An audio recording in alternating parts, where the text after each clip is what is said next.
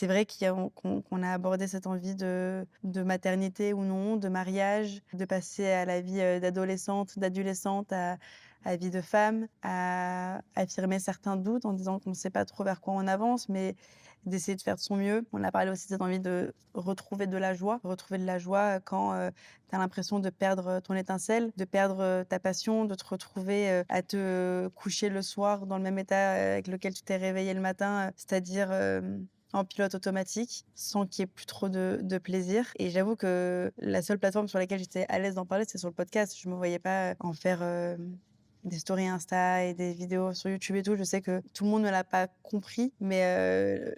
je sais pas, il y a un truc avec ce canapé qui fait que je me sens plus en sécurité d'être vulnérable face à vous, et je pense que les canapotes ont bien compris, ce qui se passait. Là où, d'autres personnes l'ont peut-être un peu moins, compris, et le temps, fera, que je serai plus à l'aise pour en parler et cetera. Mais c'est vrai que d'être les premières personnes à qui j'en parlais, c'était pas un choix anodin, c'était parce que vraiment, je me sens bien ici, et que, j'ai l'impression que c'est important aussi, de pas proposer que des choses toujours positives, et de toujours parler que de moments forts où vous me voyez aux Met Gala et aux Oscars, sans, parler de ce qui se passe, aussi à côté, sans non plus forcément rentrer dans les détails, parce que j'ai partagé beaucoup de ma vie sur, les 10 dernières années. Je trouve ça bien aussi de pouvoir, la vivre et comprendre ce qui se passe pour ensuite la raconter. Mais,